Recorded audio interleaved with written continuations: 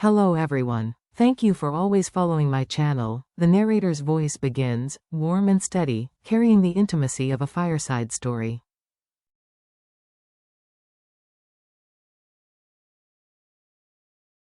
I wonder how your work went today.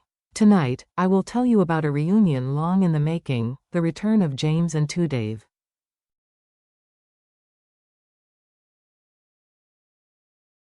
Their journey has been marked by trials, by distance, and by longing.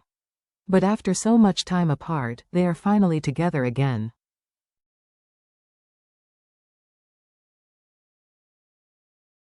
And this time, it is no dream. It is truth. A morning in the countryside.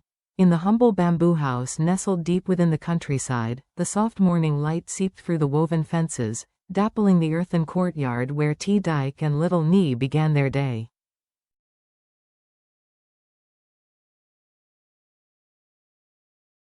There was no din of traffic, no metallic blare of the city, only the harmony of rural life.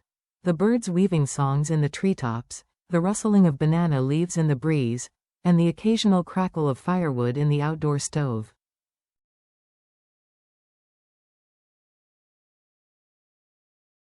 T moved with practiced grace among the trellises, plucking tender green shoots of gourd leaves.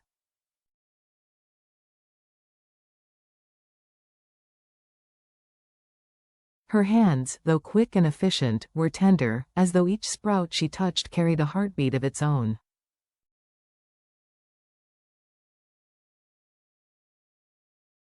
Beside her, little Nee toddled with a small bamboo basket clutched in her arms. Each time she discovered a fresh sprout, her eyes sparkled, and she squealed with delight, as though she had found treasure.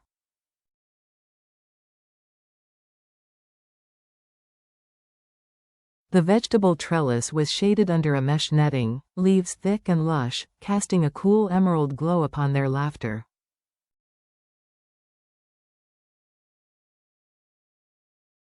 The rituals of daily life.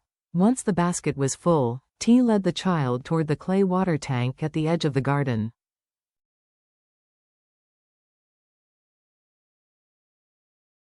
Cool, crystalline water gushed out, gleaming in the light. T bent low, rinsing the rice until the grains slipped like pearls between her fingers.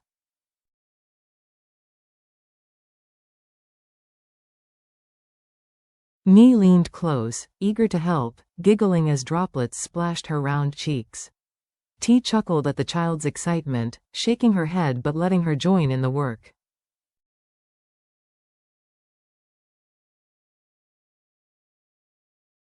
It was nothing extraordinary, rinsing rice, washing greens, giggling when water spilled, and yet these tiny rituals contained the whole symphony of family, of belonging.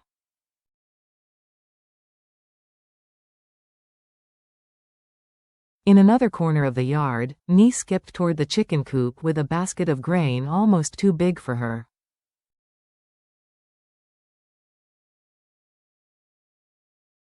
She scattered it by the handful, and soon hens, chicks, and a proud red rooster swarmed the ground, clucking and flapping noisily.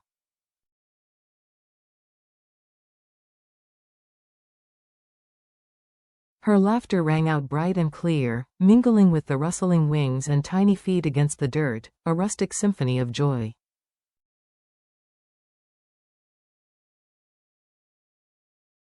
Meanwhile, T had returned to the outdoor kitchen.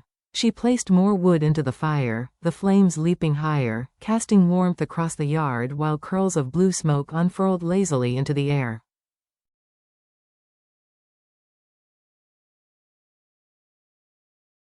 On the bamboo table nearby, meat was neatly sliced and the freshly washed greens gleamed.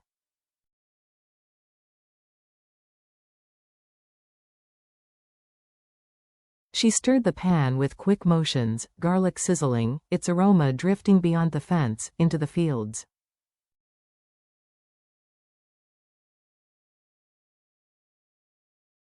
Drawn by the sound, little Nee clambered onto a stool, peering with round eyes into the pan where vegetables danced in oil.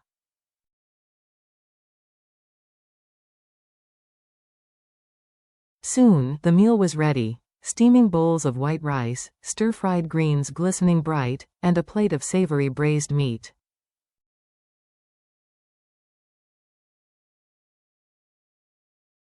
The two sat side by side at the bamboo table. Tea spooned rice gently into Ni's bowl, and the child ate with a wide smile that seemed to fill the courtyard with light.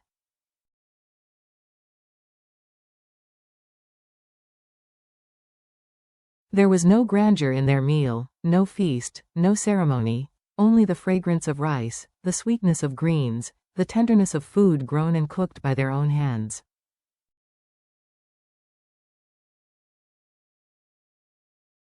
Yet every bite carried love, every spoonful infused with comfort and belonging. Beyond the bamboo fence, the air was scented with ripening rice paddies.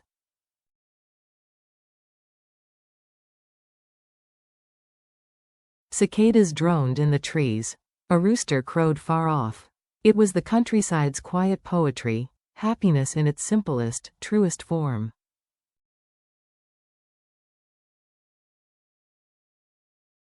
The plane touches down. Far away, in another world, an airplane descended, wheels striking the tarmac with a familiar rumble.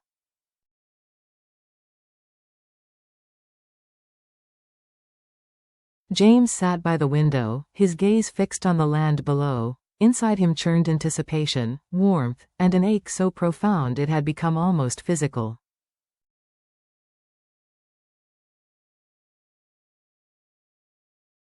His long flight was over. He was finally back in his homeland, back where T lived, the woman who had haunted his dreams.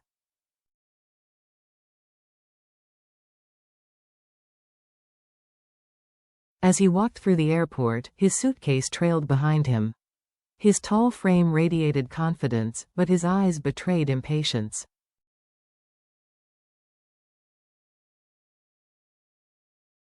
He scanned the crowd, half hoping, half dreaming, that she might already be there.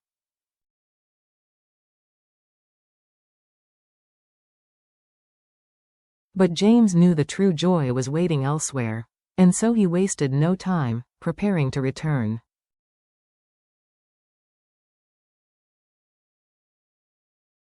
His first stop was not a hotel or a cafe but a small barber shop. If he was to stand before T again, he wanted to look his best.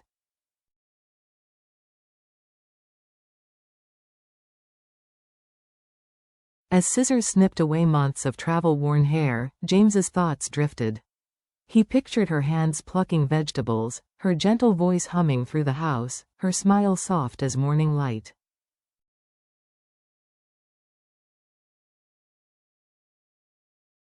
By the time he looked into the mirror, his reflection was refreshed, sharp, alive.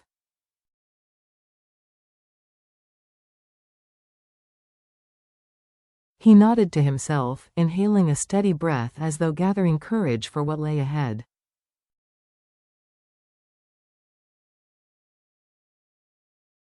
But he was not finished. At a children's clothing store, James's eyes were drawn instantly to the rows of tiny dresses and playful outfits.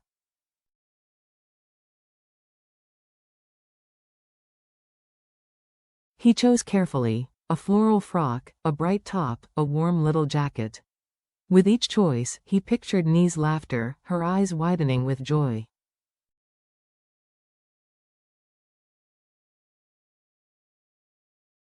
Next, he stopped at a flower stall. Rain drizzled lightly, the petals glistening under street lamps.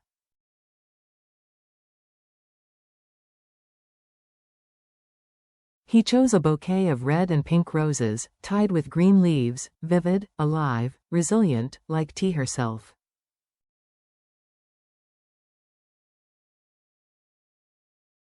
He added fruit, small gifts, arranging them neatly in the back of his truck. These were not mere purchases.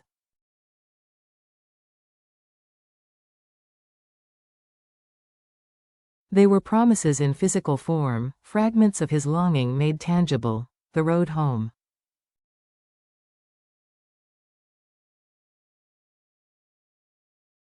Night had fallen when James finally drove out of the city. His black pickup sliced through shimmering wet streets, headlights reflecting off puddles.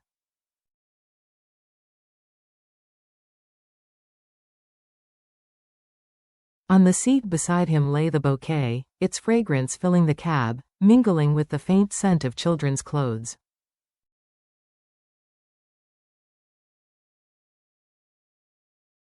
Every turn of the wheel brought him closer to her.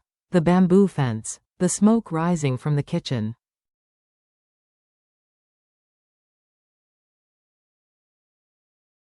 The laughter of the child. Trees swayed in the night breeze as he turned onto the familiar village road.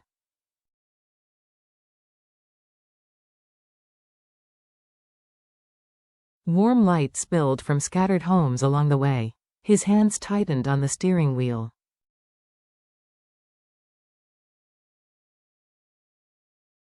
His heart thudded in his chest. And then, the gate appeared. The reunion. He parked, gathered the bouquet and gifts, and stepped into the courtyard, rain dripping from the eaves.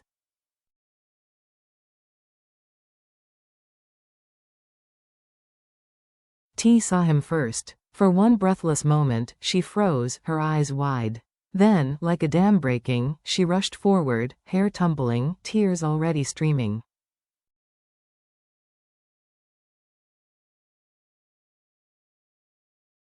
Time collapsed. She threw herself into his arms, clutching him as though afraid he might vanish.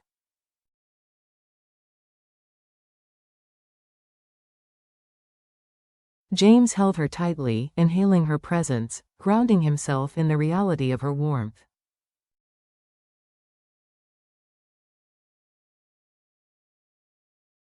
He whispered her name, voice trembling, breaking. Then he kissed her. It was urgent, tender, desperate, a kiss forged from years of separation, every unsent letter, every restless night.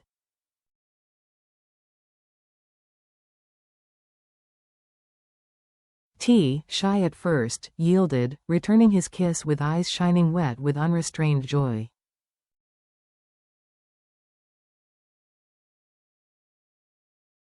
Nearby, little Nee stood wide-eyed, then burst into giggles. Her innocent laughter pierced the moment, turning tears into smiles.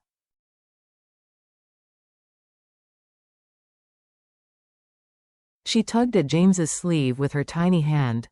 "Uncle James is back," she announced, her voice bright as a bell.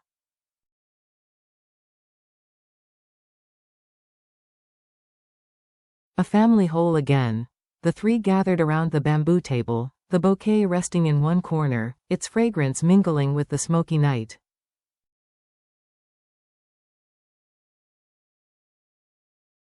James opened his bag, revealing the gifts. Nee squealed with delight as she lifted each dress, twirled in each outfit, hugging him with fierce gratitude.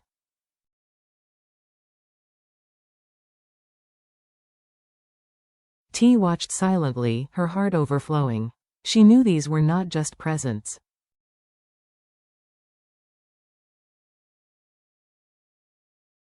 They were promises, James's vow to be part of this little family, to shoulder their joys and sorrows alike.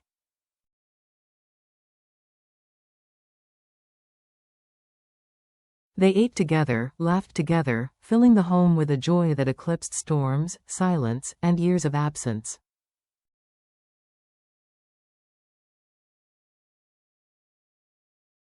James took T's hand, his other arm wrapping around Nee, the three of them forming a picture of completeness beneath the bamboo eaves.